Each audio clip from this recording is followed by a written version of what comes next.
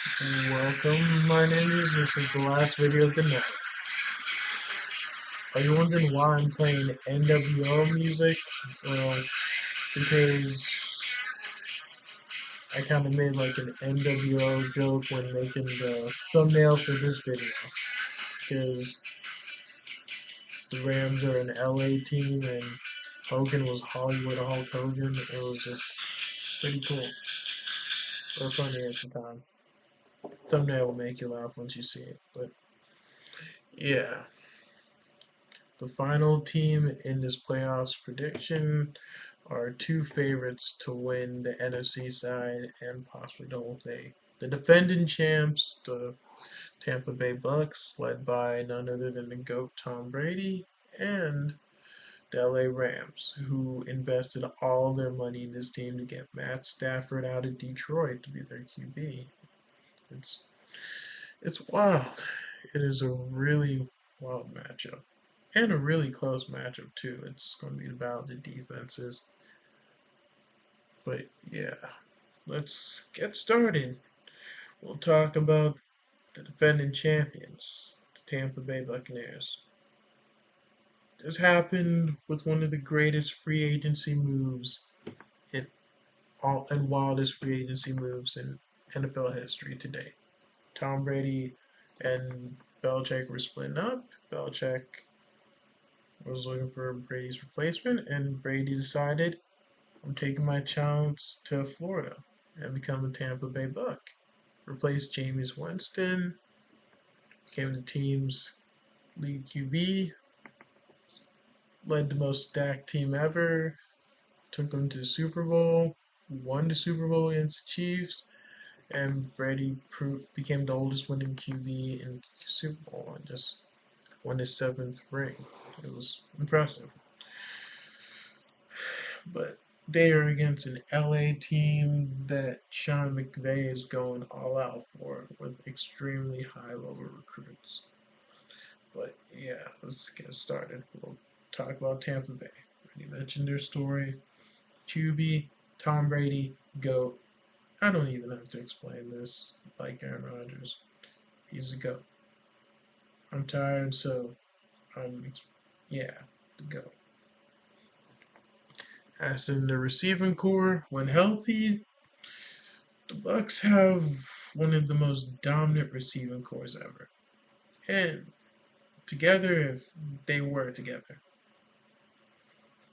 At the beginning of the season, they had Mike Evans, Chris Godwin, and Antonio Brown. But that's not the case with Brown anymore.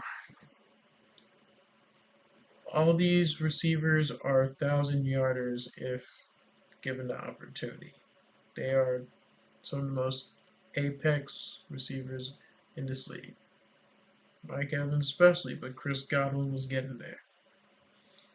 But yeah, Chris Godwin got an ACL tour in the Saints game, and let's see what else happened. Oh wait, why was I even thinking about this? AB got left the Bucks in the Jets in the middle of the Jets game. We all know that crazy incident. I'll be in a future video of the sports version of Late to the Party. But yeah, it's the receiving power currently in the playoffs is diminished. Only Mike Evans now, and others like Scotty Miller. And Scotty Miller is a good speedster. He can do it. But yeah, the Godwin out and Antonio Brown leaving, it diminished the receiving power greatly. But still capable receiving core because Mike Evans had 1,000 yards in every season he's played. He's a very good and dominant receiver. Now we go to the running backs. When healthy, this is another good running back unit, especially the starter. Leonard Fournette, former fourth pick overall with Jacksonville, helped Jacksonville in his rookie season to go to the helped Jacksonville in his rookie season or second season to go to the AFC Championship. Very great running back, hard runner, also a good receiving running back. Just man talented. Ronald Jones the third is, or second is too. He's very good, but overshadowed by Fournette. But he has really good games too. Very good running back unit. And with the addition of, as former Bengals, happy for him, Giovanni Bernard, who's been serving as uh, their pass catching back. Very good. And Vaughn, I forgot his first name. He's a decent running back. But yeah, health. Leonard Fournette is on IR. I'm not sure if he'll come back in the playoffs if the Bucks win, but and Ronald Jones has been dealing with injuries too. But yeah, it's a good running back unit. And tight ends, oh, one of the best tight end units in the league right now. Leading the tight end group is none other than one of the funnest, entertaining, greatest tight ends in this era. Tom Brady's like right hand man and sidekick, Rob Spike Gronkowski, aka Gronk. Gronk is not the only noticeable tight end in that team, but he's like the face and leader of the tight ends. Others is Cameron Brate, longtime Bucks tight end, and one of their go-to guys, and former standout tight end for the Bucks, O.J. Howard. Now their defense is a different story. One of the best defenses in the league, and one of the top run defense in the league. If I'm honest myself, led led by Shaq, led by Shaq Barrett, Jason Pierre-Paul, Ndamukong Suh, and I forgot the other guy. He's a huge Pacific Islander guy. Very good.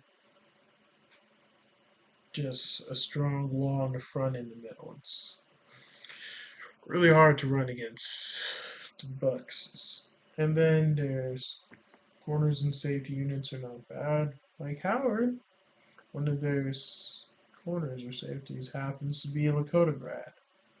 No, not a Lakota grad. I'm super tired. I'm so sorry. I forget about that. He happens to be an Ohio kid. He came from Princeton, I think, or Coleraine. One of those. He came from one of those schools. Let me check. I'm from Ohio. I don't want to mess up Ohio native school.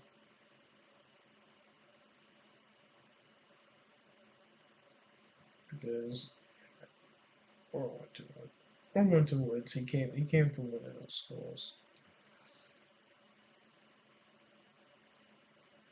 Let's see.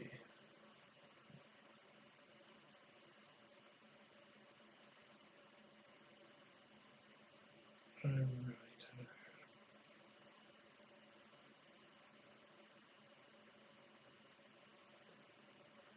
I'm super tired right now. So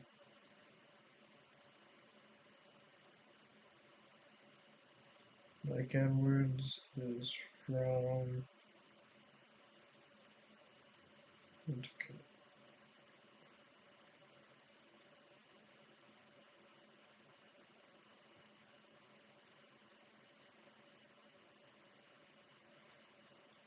Sorry about this.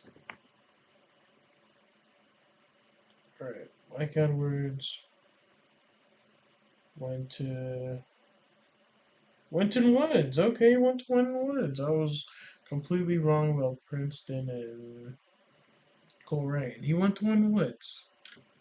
Very wow, lit. But yeah, they have. I think they have Antoine Winfield Jr., son of a NFL legend. They have a bunch of corners and safeties good when they're healthy. So very good defense. Pass defense isn't as great due to injuries and other stuff, but their front wall is amazing. Now we get to the Rams. The Rams were formerly led by Jared Goff. And Jared Goff had an extreme ups and downs within his performance, and Sean McVay and the gang thought he wasn't the guy anymore. But they were looking for a powerful QB who was also disgruntled with his situation. And when they heard that Matt Stafford of the Detroit Lions was requesting trade, they gave a lot that they had to get him from Detroit and trade Goff and a couple of a first round pick, no, two first round picks and another pick. It was one of the biggest offseason acquisitions ever. And they also got Von Miller later on in the season too from the Broncos. It was amazing. They were all in. Now we go to the Q, yeah, team discussion. QBs. Matt Stafford, very legendary QB since 2009, and Detroit legend. Hey, boo boo, look at you, so cute. But yeah, Detroit legend, Iron Man of the Lions, resilient bastard. Just been sacked so many times, dealt with some of the worst teams ever. Had one of the best receivers in history on his team once. It was Calvin Megatron Johnson, and yeah, he did a lot for New York, but he couldn't win in New York, so LA is his best choice. Got his first playoff win in LA right now, so that's nice. And yeah, legendary QB. He's had his ups and downs, but he performs very well. Now, receiving core. As I mentioned before, Matt Stafford used to pass the ball in a few years ago to one of the best receivers to ever play the game, Calvin Megatron Johnson. Now he has his own white chocolate version of Megatron. Not as big, but runs routes just as well, matchup nightmare, and very capable. Cooper, I got Patron in my cup. Leads this very outstanding Rams wide receiving core. When healthy, it is possibly the best receiving core right now. It's really good. Alongside Cooper Kupp is Robert Wood. Get lost in the woods. Robert Woods is doing my leg. Robert Woods is doing very well. I'm so sorry, my leg's been very itchy lately, but yeah, Robert Woods is well. Actually, he was doing well until he tore his ACL and was out for the rest of the season. But luckily, the Rams ended up getting his replacement, just like they got Matt Stafford and Von Miller, which I'll talk about later. They got Odell Beckham Jr. We all know how polarizing but entertaining and capable Odell Beckham Jr. is. OBJ. He was struggling with the Browns at one point. People thought he was the problem with the Browns. Went to the Rams, revitalized his career, and has been killing it since. He's he's been a good addition to take over for the injured Woods. And then Van Jefferson, the third receiver on the block. Very good deep threat, a good third additional player. It's great. He's doing good right now. Running back wise, the Rams got a really good running back room, led by Cam Akers, who had an outstanding rookie season, especially when he was able to get back to play. He was out due to injury, but yeah, he ended up missing the entire regular season due to actually he only played one game. He missed all except one game of the entire regular season this season due to a torn Achilles, and he still did well. And then now we go to more acquisitions. Darrell Henderson was another good running back. Cam Akers' backup, who was a starter at one point before Cam Akers broke out. However, due to the injury to Akers, they ended up making another acquisition for this win at all cost teams. Sony Michel of the New England Patriots. Sony Mitchell, yeah, Mitchell or Mitchell of the New England Patriots. As the Patriots running back room was getting too full and Damien Harris has effectively took the spot of the lead running back, Sony Mitchell was still capable and good, so they traded. So the Patriots traded him for a couple of draft picks, maybe. But Sony did admirably whenever he was called up for the Patriots. He played well and is a very key piece to this win at all cost team. I'll be surprised if the Rams don't win it because they put a lot of money, investment, and time and picks into this team. And now tight end, Tyler Higbee. He's done a decent job. Used to share the attention with Garrett Everett, but he was already established as the lead. He's cool. The Rams defense is their bread and butter, led by Aaron Donald, the strongest D lineman in the league and the strongest, greatest defensive player currently right now. He is a monster. He's built different. And with also added was Von Miller of the Denver Broncos. They had to get him. Star defensive player of the Broncos, one of the best in the league too. And Jalen Ramsey, their star corner. Very capable defensive leader. He's really good. Now tail to tape. Quarterback play, Tom Brady. Matt Stafford is good, but it's Tom Brady. Tom Brady is the GOAT. Let's hurry this up. Receiving wise, I'll give this to the Rams because the Rams actually have a mostly entirely healthy receiving core. And Cooper Kupp has been a monster this season, and OBJ opens up a lot of rooms to things. Running back room, I'll give this to the Rams too because Aker. Actually, no. I'll give this to. Yeah, I'll give this to the Rams, but it's not going to really do them much with this Tampa Bay team. But they have a better running back room. Tight end wise, Tampa Bay, no question. Higbee's alright, but this is Tampa Bay. Defense, I'll give this to the Bucks. And as for how this game will go, this is going to be a very defensive game, so it's going to be low scoring. So I predict it'll be like 20 to 17, 20 to 17. It's going to be low scoring. It's going to be very low scoring. This is an easier prediction because, yeah, low scoring game.